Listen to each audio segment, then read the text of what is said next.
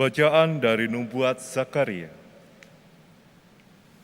Aku, Zakaria, melayangkan mataku dan melihat, tampak seorang yang memegang tali pengukur.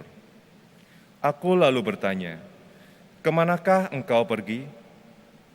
Maka ia menjawab, "Ke Yerusalem untuk mengukurnya, untuk melihat berapa lebar dan panjangnya." Lalu malaikat yang berbicara dengan daku maju ke depan. Sementara itu, seorang malaikat lain maju, mendekatinya dan diberi perintah. "Larilah, katakanlah kepada orang muda di sana itu demikian, Yerusalem akan tetap tinggal seperti padang terbuka, oleh karena banyaknya manusia dan hewan di dalamnya. Dan aku sendiri, demikianlah sabda Tuhan, akan menjadi tembok berapi di sekelilingnya, dan aku akan menjadi kemuliaan di dalamnya. Bersorak-sorailah dan bersukarialah, hai putri Sion, sebab sesungguhnya aku datang dan tinggal di tengah-tengahmu. Demikianlah sabda Tuhan, dan pada waktu itu banyak bangsa akan menggabungkan diri kepada Tuhan dan akan menjadi umatku, dan aku akan tinggal di tengah-tengahmu." Demikianlah sabda Tuhan. Syukur kepada Allah. Tuhan menjaga kita seperti gembala menjaga kawanan dombanya. Tuhan menjaga kita seperti gembala menjaga kawanan dombanya. Dengarlah firman Tuhan, hai bangsa-bangsa, dan beritahukanlah di tanah-tanah pesisir yang jauh. Katakanlah, Dia yang telah menyerahkan Israel akan menghimpunnya kembali dan menjaganya seperti gembala menjaga kawanan dombanya. Tuhan Tuhan menjaga menjaga kita seperti gembala menjaga kawanan dombanya. Sebab Tuhan telah membebaskan Yakub, telah menebusnya dari tangan orang yang lebih kuat daripadanya. Mereka akan datang bersorak-sorai di atas bukit Sion. Muka mereka akan berseri-seri karena kebajikan Tuhan. Tuhan menjaga kita seperti gembala menjaga kawanan dombanya. Waktu itu anak-anak darah akan bersukaria menari beramai-ramai. Orang muda dan orang-orang tua akan bergembira.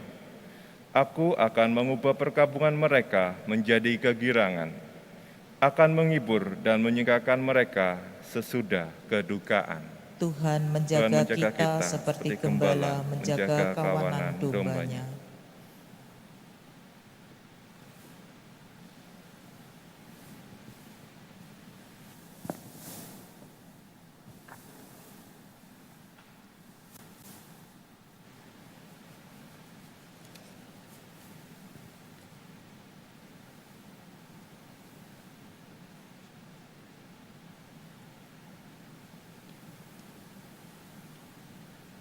Haleluya, haleluya, haleluya.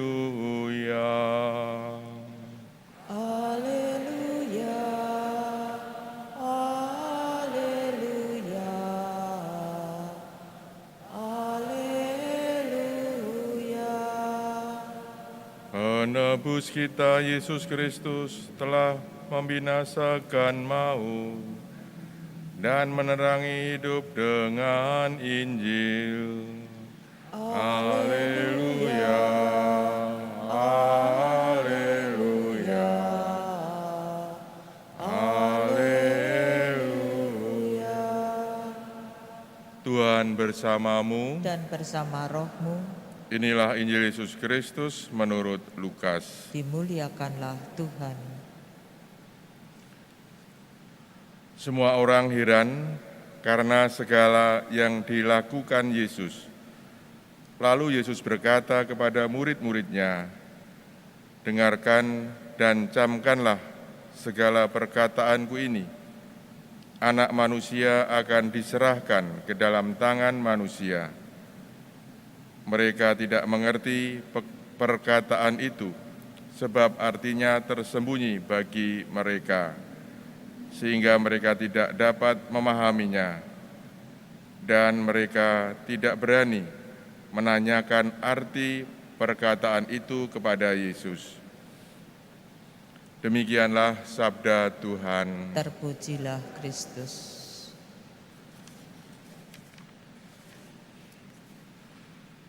Saudara-saudari yang dikasihi Tuhan, dalam Injil, Yesus menubuatkan penderitaannya kepada para murid.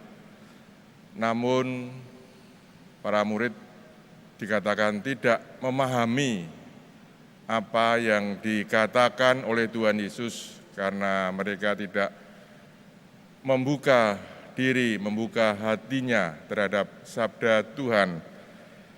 Saudara sekalian, kita tahu bahwa Tuhan Yesus diutus oleh Bapa, Allah Bapa di surga untuk menjadi manusia dan menebus dosa manusia.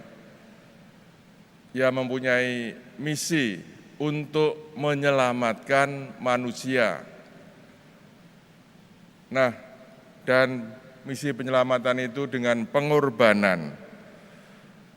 Dan ini saya kira tugas yang tidak mudah. Kata-kata Yesus kepada murid-muridnya, anak manusia akan diserahkan ke dalam tangan manusia adalah tanda pengorbanan diri yang harus dihadapinya di dalam misi penyelamatan umat manusia itu. Dialah anak manusia yang rela berkorban demi menyelamatkan umat manusia. Dialah anak manusia yang sungguh sempurna menjalankan hidupnya di dunia ini. Anak manusia yang menjadi sumber penyelamatan bagi manusia.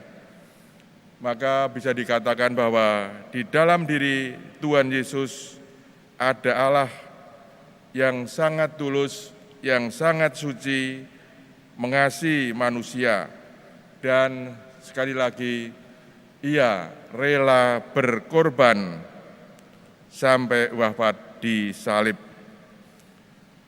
Saya kira saudara sekalian, kita sebagai murid-murid Tuhan Yesus perlu membuka hati kita terhadap kehendak Allah, terhadap diri kita, dan terutama mari kita membangun ketulusan hati kita di dalam mencintai dan ikut melayani serta menyelamatkan sesama kita.